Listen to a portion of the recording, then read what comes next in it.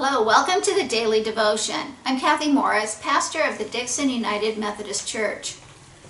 For us, these days leading up to Christmas are filled with lights, with joyful music, with parties and special events. It makes it a little difficult for us to make sense of the more serious and sober messages that are a part of this season of the year. It is traditional for us to tell the story of John the Baptist. John the Baptist, who was the messenger who went ahead of Jesus, preparing the people for the arrival of God's Messiah and the ministry that he would do.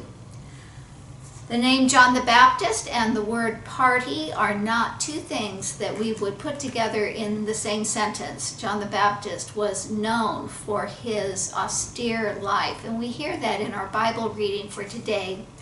I'm reading from the Gospel of Matthew, chapter 3, verses 1 through 6, from the New Revised Standard Version. In those days, John the Baptist appeared in the wilderness of Judea, proclaiming, "Repent, for the kingdom of heaven has come near." And this is the one of whom the prophet Isaiah spoke when he said, "The voice of one crying out in the wilderness, prepare the way of the Lord, make his paths straight." Now John wore clothing of camel's hair and a leather belt around his waist, and his food was locusts and wild honey. Then the people of Jerusalem and all Judea were going out to him, and all the region along the Jordan.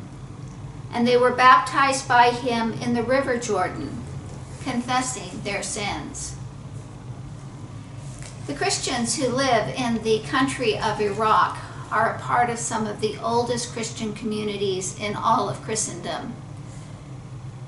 They have been worshiping Jesus as the Christ, as the Son of God for millennia. But of course now they live as a minority within a predominantly Muslim country. In order to survive in such a hostile environment, they have had to celebrate their Christmas in a way that is both simple and quiet. They gather together as families on Christmas Eve, which is December 24th. A child will be asked to read the story of Jesus' birth from the Arabic Bible.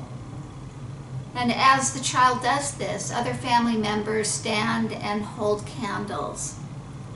They also have a tradition of gathering up a pile of thorns and setting it alight. And when it is extinguished, they jump over the pile. As a prayer exercise for today, light a candle and read the story of Jesus' birth from Luke chapter 2, verses 1 through 20. As you read, pray for Christians around the world, Christians who have to celebrate Christmas simply and quietly.